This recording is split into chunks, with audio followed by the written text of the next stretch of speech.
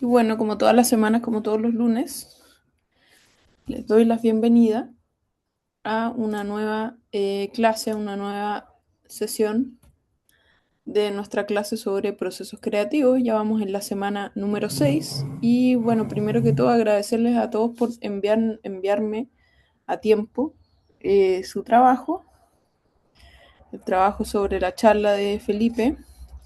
Así que esta semana lo voy a revisar, ¿sí? Lo que vamos a hacer hoy es una clase más bien lectiva. Vamos a tener, vamos a pasar un poquito de materia y vamos a poner algunos ejemplos sobre la materia que vamos a pasar y además esperemos, si es que quedamos un poquito con tiempo, les voy a dar un tiempito para que se organicen por grupos y puedan ir avanzando en la bitácora, porque es importante que, como ya les decía, les he dicho en reiteradas ocasiones, vayan avanzando.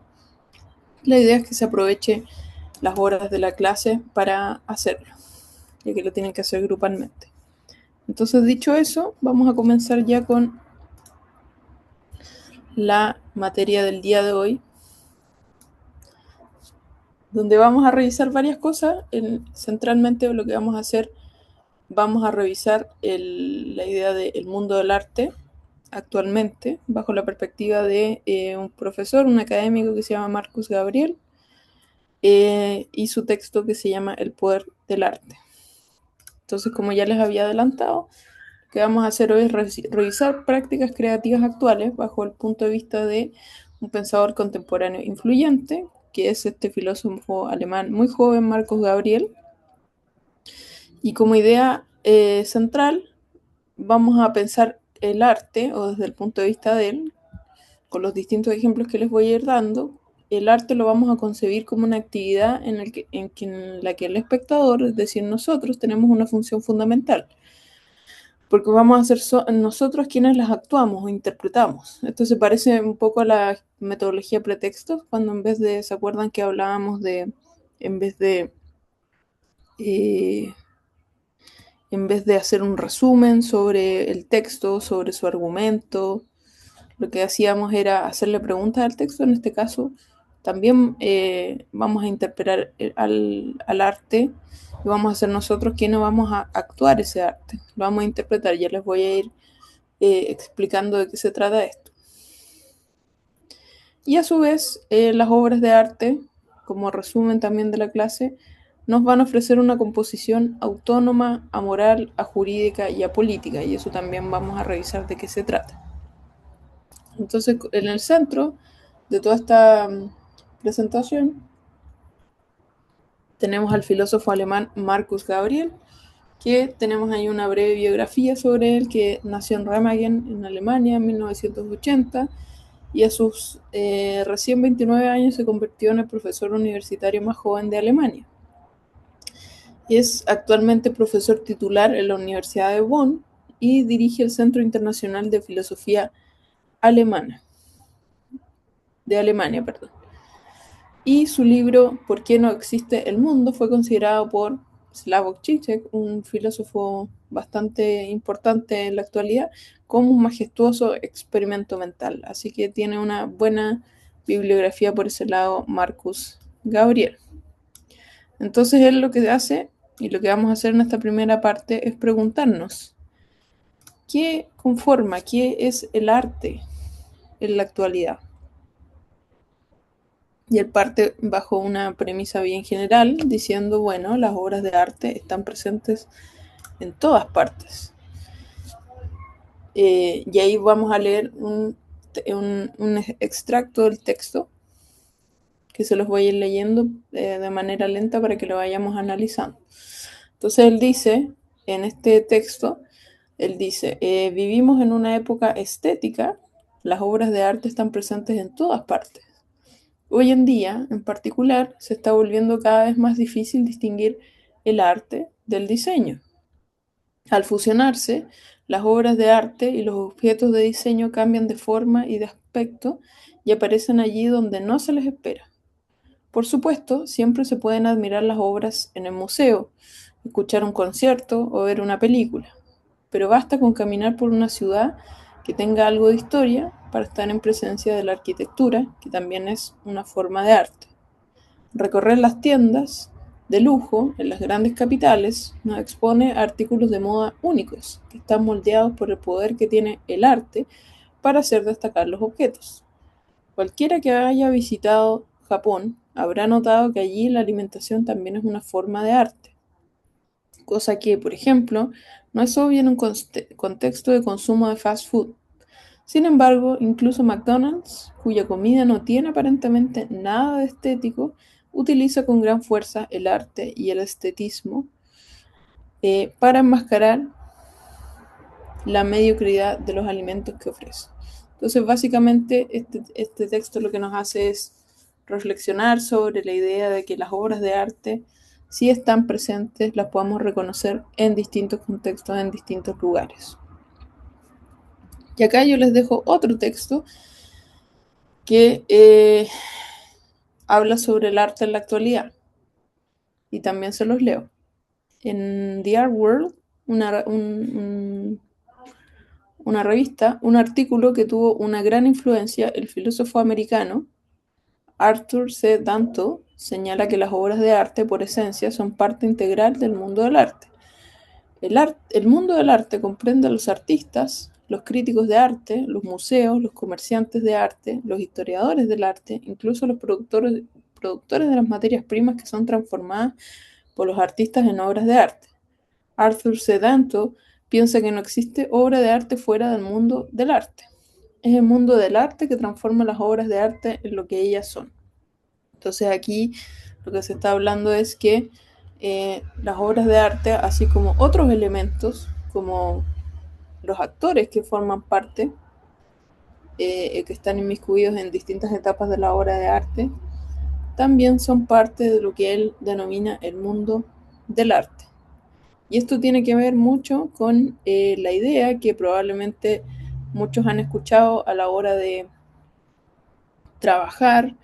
Me refiero a trabajar, por ejemplo, en un ensayo, en un texto que tengan que escribir, o probablemente lo van a hacer, que es lo que se llama la construcción del estado del arte. Básicamente aquí está definido como la construcción del estado del arte. Básicamente lo que requiere es un análisis crítico de las prácticas creativas actuales contextualizadas en teorías como las de Danto. Implica, y esto siempre lo tenemos que hacer cuando queremos hacer un estado del arte, revisar fuentes académicas y obras clave, por ejemplo la del filósofo Gabriel o de Danto, identificar tendencias y rupturas, por ejemplo la idea de fusión de arte con diseño que habla Gabriel, y analizar el rol del contexto, museo, sociedad, en lo que es la definición del arte. Esto es básicamente orientado a este ejemplo, pero en la construcción del estado del arte, cuando nosotros lo hacemos en un trabajo de investigación, por ejemplo, en un ensayo, nosotros lo que hacemos es algo muy similar, es decir, revisar todas las fuentes académicas, las obras claves que determinan un campo en específico, identificamos algunas tendencias, algunos enfoques importantes, pero también rupturas importantes dentro de esas tendencias y tratamos de ver el rol de distintos contextos que impactan para hacer una especie de pasada por todo más o menos lo que ya se ha escrito sobre un tema antes de que nosotros nos lancemos y demos nuestro propio punto de vista. Entonces, como ejemplo a lo anterior, tenemos la definición de Danto del cuadrado negro de Malevich, que todavía no se los voy a mostrar. Entonces, aquí se nos propone tomar un ejemplo simple. Imaginar que estamos frente al cuadrado negro de Malevich en la galería Tretiakov en Moscú. Estamos mirando ese cuadro, ¿no es cierto? Y luego cambiamos de contexto. Imaginemos que estamos en una fábrica ante una serie de objetos que son muy parecidos al cuadrado negro, con la salvedad de que lejos de ser concebidos para funcionar como obra de arte, como una exposición en un museo, son parte de la fabricación de un arma nueva. Entonces, ¿qué es lo que hacemos ahí? Estamos cambiando el contexto. Ahí está el cuadrado negro. Muy distinto si lo pensamos como una exposición dentro de una galería, en un museo en Moscú, versus si lo estamos viendo dentro de una fábrica cumpliendo un rol, una función totalmente distinta. Cambia la interpretación, cambia nuestra interpretación de la obra de arte en este caso. Entonces, mediante simples experiencias de pensamiento de este tipo, el Danto nos demuestra su idea fundamental, según la cual un objeto que tiene, por un lado, la apariencia de una obra de arte, solo la tiene según el contexto en que aparece. Eso es muy importante. Cambiamos el contexto, cambiamos su apariencia, cambiamos su interpretación. Esto implica que el contexto, es decir, el mundo del arte, decide en definitiva cuál objeto perceptible, como el caso de la pintura del cuadrado negro, es en efecto una obra de arte. O sea, el contexto va a definir mucho si es que una obra se puede considerar obra de arte o no. Todo ese contexto. Y otro ejemplo clásico que tenemos en ese aspecto es el ejemplo de La fuente de Marcel Duchamp, que vamos a examinar este célebre ejemplo. La fuente, que básicamente es un urinario, un urinal de Marcel Duchamp, donde una vez más la interpretación corriente de la obra se deriva de la observación de un objet trouvé, es decir, un objeto encontrado, como un urinario, que solo va a transformarse o deviene como una obra de arte en el contexto del mundo del arte. La diferencia entre el urinario del baño de un museo y el de la exposición de Duchamp no está en el material, son básicamente lo mismo, sino que en este nivel los dos urinarios producidos en la misma fábrica y para el mismo uso serían imposibles de distinguir el uno del otro. Según esta corriente, según el constructivismo estético, es el hecho de que uno de los urinarios sea expuesto en el Museo Mellón, por ejemplo, mientras que el otro esté disponible en la tienda para ser comprado, lo que va a decidir el estatus de obra de arte primero. Es decir, tenemos el elemento de contexto. Uno que está en una exposición, un urinario que está en una exposición y un urinario que está en una fábrica o en una tienda. Son distintos contextos, por lo tanto, hay distintas interpretaciones o significados asociados a al mismo objeto. Y ese es el objeto, si es que alguna vez alguien lo ha visto, cuyo título original es Fuente, está en el Museo Tate Modern Londres, en Reino Unido. Y la técnica es una escultura, es un objeto bastante pequeño, de 63 por 48 por 35 centímetros.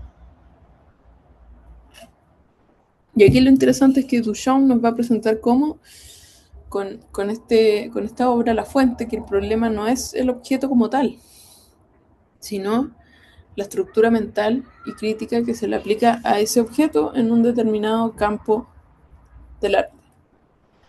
Precisamente por lo que les decía recién, porque en un baño, aquella fuente no es más que un urinario, una tienda, es una mercancía, pero en un museo va a criticar la idea de que el arte debe ser un objeto único y hecho de manera virtuosa.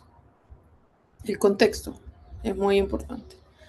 Entonces, para empezar la discusión, y ojalá alcancen a anotar esta idea, yo, como todas las semanas, como lo saben, yo les subo el PowerPoint para que lo puedan consultar, pero aquí ya tienen una idea que la pueden agregar a su bitácora como actividad de esta semana. Y pensando en los ejemplos anteriores, la fuente de Duchamp o el cuadrado negro de Malevich, ¿estás o no estás de acuerdo con la idea de que el contexto en el que se exhibe un objeto, el museo por ejemplo, es aquello que lo transforma o no en arte? ¿Qué tan importante es el contexto? ¿El contexto va a realmente definir todo? ¿Va a definir la interpretación, el significado, el sentido que le entregamos a la obra, al objeto o no? ¿Y qué tan importante es? Quizás poner un ejemplo, hay alguna idea que se les ocurra. Pero esto ya puede ser una primera pregunta que los inspire a ustedes para agregarlo en la bitácora. Esa es la primera parte. La segunda parte, vamos a revisar la idea del arte como una actividad autónoma. Y aquí nos hacemos una pregunta muy general. ¿Qué es lo que nosotros apreciamos? ¿Qué es lo que nosotros apreciamos cuando contemplamos una obra de arte? Y bueno, primero hacer una distinción, que las obras de arte difieren categóricamente de los objetos ordinarios, de los objetos científicos o de otro tipo, porque entran en una relación de percepción que permite percibirse a sí misma. Esto ya lo vamos a explicar. Y en ese sentido, las obras de arte tienen la facultad de pensarse a sí mismas. Esta facultad se manifiesta cuando las pensamos, es decir, cuando la obra de arte entra en el pensamiento de quien lo observa, es que estamos en condiciones de decir esta obra de arte se piensa a sí misma. Esto lo vamos a ir explicando. Y aquí esto lo podemos ilustrar inicialmente mediante un ejemplo que es muy simple y también muy famoso. Es la idea del pensador de Rodin, que tiene la apariencia de una estatua de bronce dotada de una cierta forma. El bronce en sí no piensa. La estatua de bronce que ustedes contemplan no tiene evidentemente la facultad de percibir. Sin embargo, ella nos hace pensar tan pronto como nos preguntemos por lo que significa aquella extraña obra. La obra va a provocar cosas en nosotros, va a provocar pensamientos. De tal forma, comienza a pensarse. Entonces, el arte utiliza así nuestro sistema nervioso y nuestro espíritu para poder hacerse realidad. Y es obvio que ninguna pieza de bronce está pensando. De lo contrario, lo que estaríamos haciendo es cometer el error de creer que el objeto, a menudo, pero ingenuamente tomado por la escultura, en este caso la cosa de bronce expuesta, es el pensador. Entonces la obra de arte sería en sí misma un error. El pensador en este caso no es en modo alguno un pensador, no es más que un pedazo de bronce que interpretamos equivocadamente como pensador. Y esa es la obra que tenemos ahí, esa estatua de bronce donde está un hombre pensando, llamada el pensador.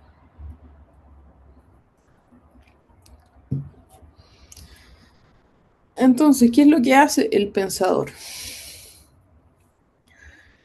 Bueno, hay una serie de artículos que tratan sobre el pensamiento, se llama, escrito por el filósofo americano John Langshaw, que se llama On Thinking.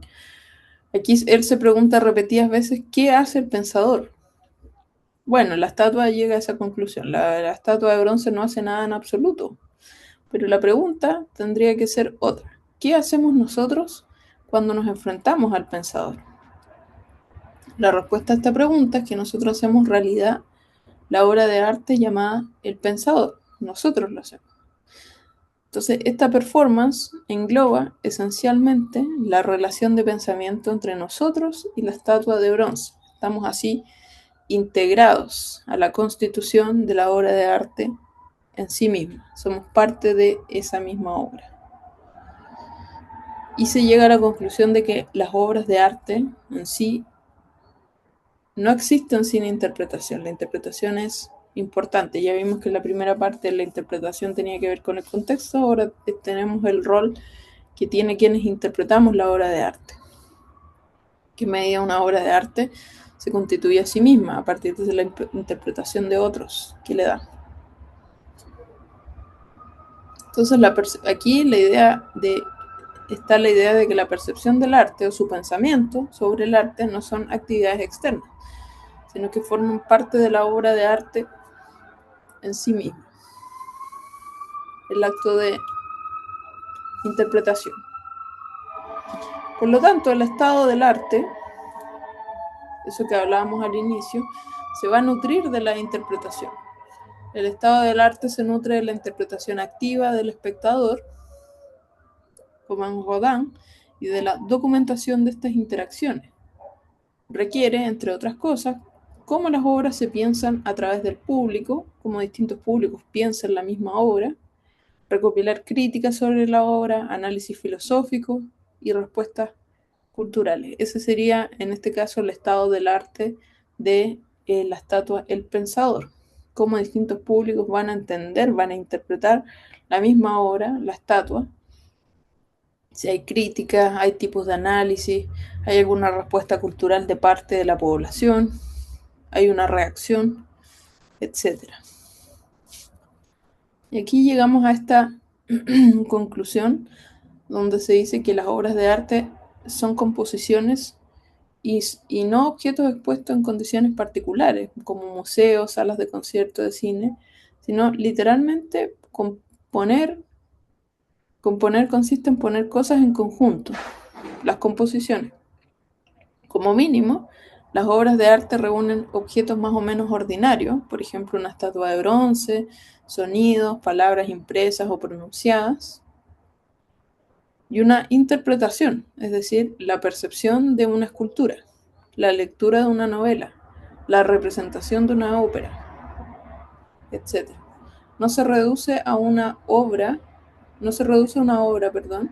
a una de las capas de su composición. Así, la música no es un conjunto de ruidos, una ópera no es lo mismo que una partitura, y el pensador no es una estatua de bronce, sino que es mucho más que eso. Entonces, para recordar, una obra de arte reúne objetos más o menos ordinarios, como se dice ahí, pero también una interpretación. Y ambos elementos van a dar vida a lo que es una obra de arte. Y tenemos también el caso de Monet, que un pintor francés que se dice Monet no produce la belleza. Y ahí tenemos el caso de el cuadro que se los voy a mostrar adelantadamente, que está ahí.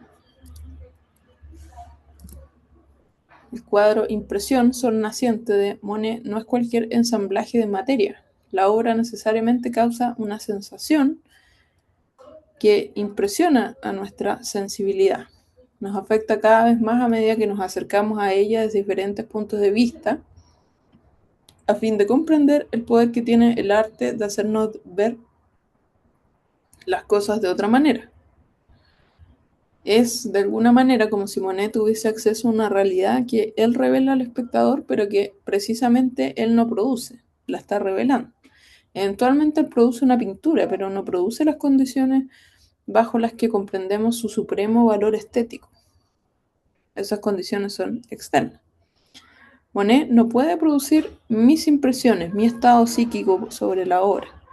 El artista por sí solo no puede ni prever ni producir la experiencia estética que experimenta en la precisión de una obra. Eso es una cualidad muy personal. Nadie tiene el poder de predecir exactamente lo que cada espectador de una obra experimentará al estar confrontado con ella. Entonces decir que Monet produce la belleza no tiene sentido. En este caso, la belleza estaría dada por la interpretación que le da el espectador. Él solo nos presenta una realidad a la que él tiene acceso. Y ahí está de nuevo el cuadro de Monet, Impresión Sol naciente.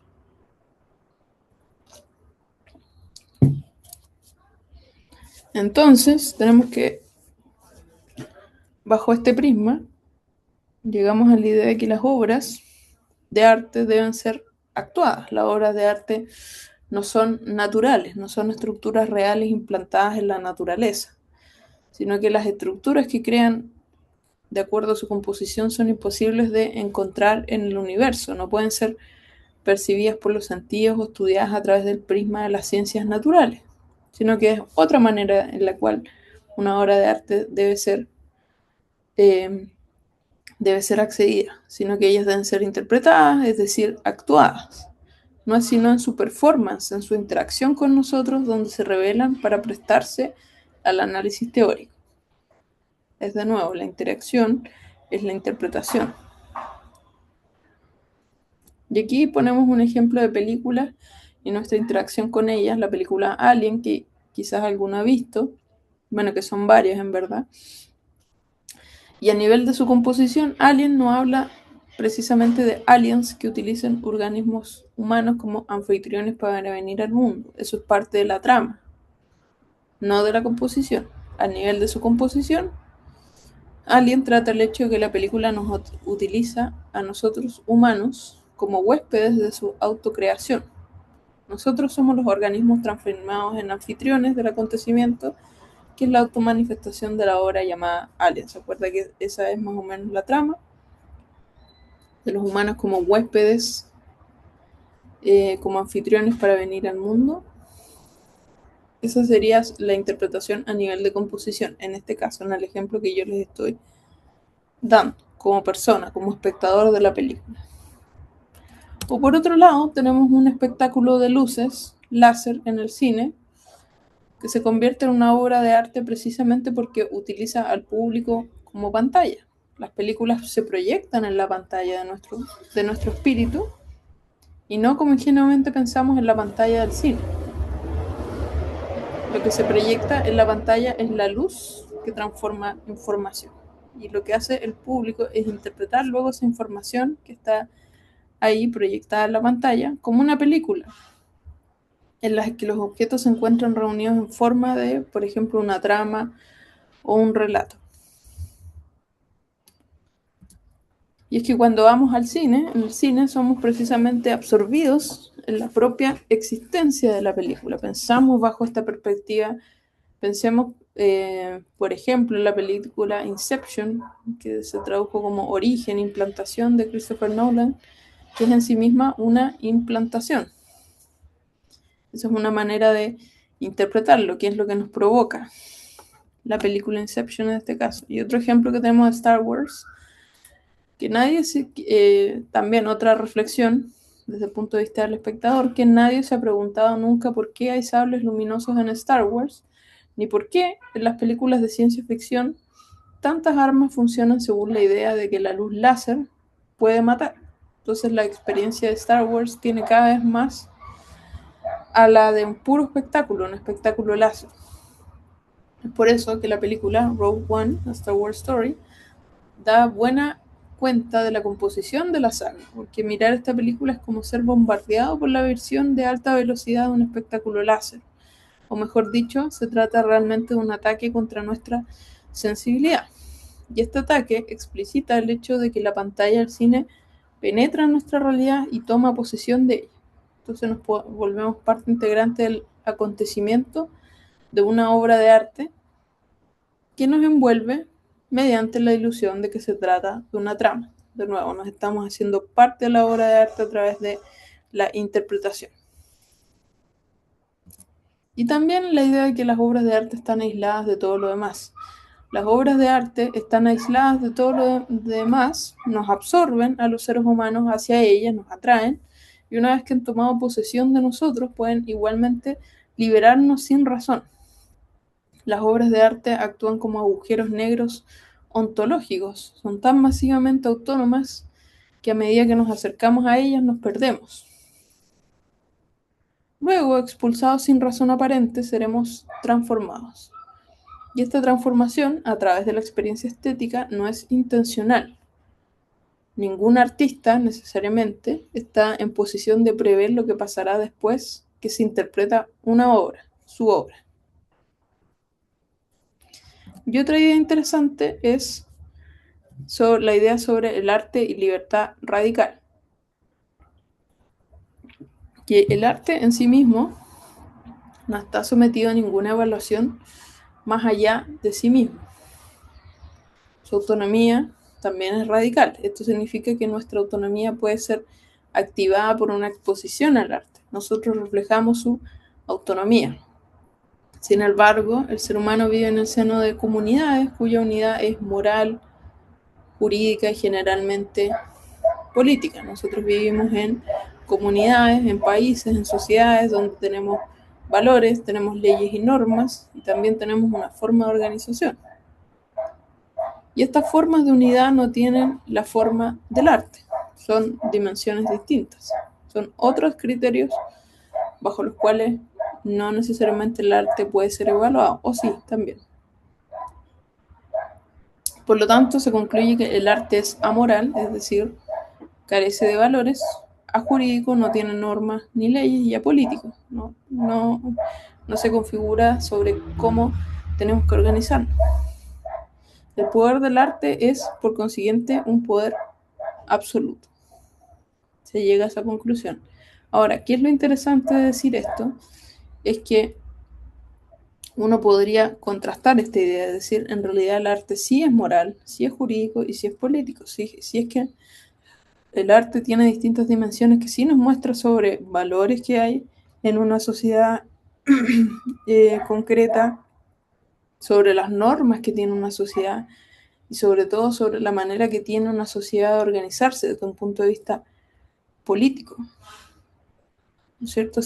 Tendría ciertas referencias, ciertas afirmaciones que son de corte político.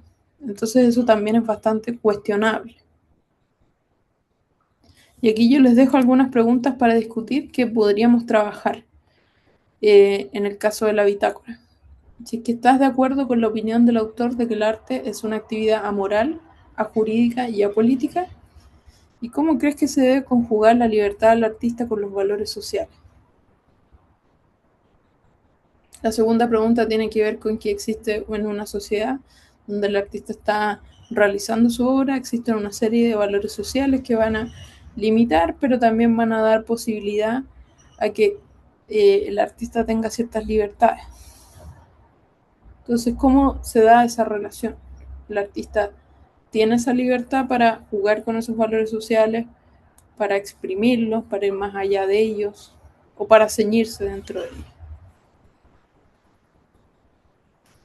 Entonces aquí una breve repaso de cómo era la metodología para construir un estado del arte, que fue lo que hablamos al inicio, que básicamente lo que yo les comentaba era que uno cuando construye un estado del arte hace una revisión bibliográfica, es decir, consulta obras fundamentales, luego hace un análisis de casos, en este caso se revisaron obras paradigmáticas como la de Duchamp o la de Malevich, y después se hizo una contextualización, una relación entre arte y sociedad, la relación, por ejemplo, entre lo que es la comida rápida versus el arte japonés. Y por último, una síntesis se discutió sobre tendencias y vacíos en las prácticas creativas actuales. Y ahí les dejo la fuente. Entonces, por ahora, ya que tenemos 35 minutos, casi la mitad de la clase, lo que creo que sería interesante que hiciéramos es que ya que somos 36 personas, nos dividamos en los grupos habituales y trabajemos un poco en lo que es, para que aprovechemos este tiempo en clase, en avanzar en las reflexiones de la bitácora. Entonces, como todas las clases, lo que yo voy a hacer va a ser dos cosas.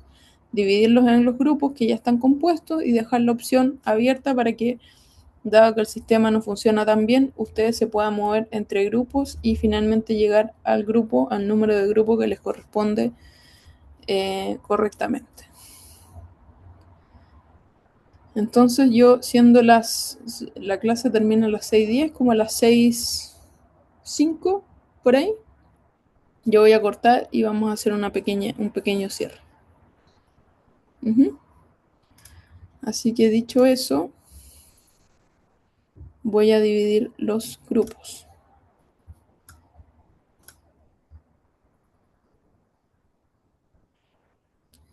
Y les voy a dejar esas dos preguntas para que puedan trabajar en ella.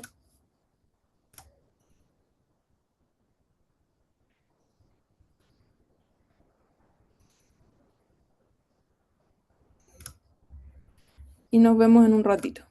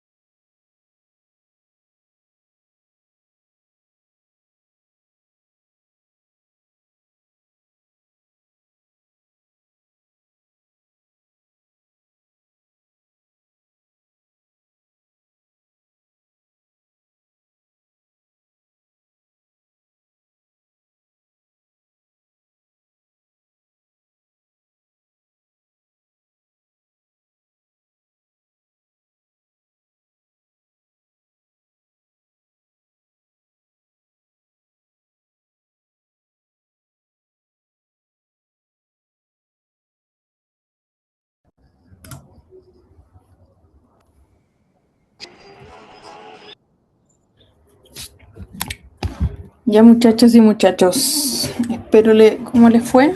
Estuvieron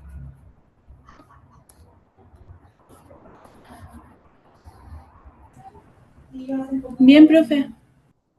súper, gracias Tabata. Ah, Belén, mira, te respondo al tiro por si no alcanzaron a hacer la pregunta. La segunda pregunta que dice, ¿cómo crees que se debe conjugar la libertad del artista con los valores sociales?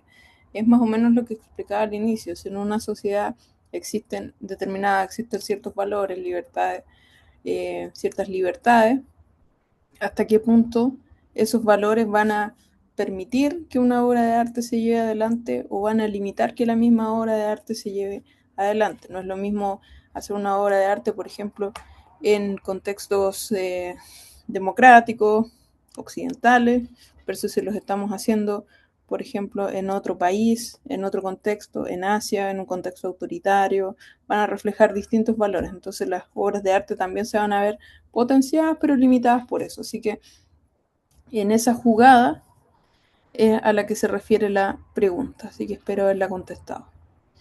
Y con eso, siendo las 6:10, si alguien tiene alguna otra duda, lo podemos ir dejando hasta acá.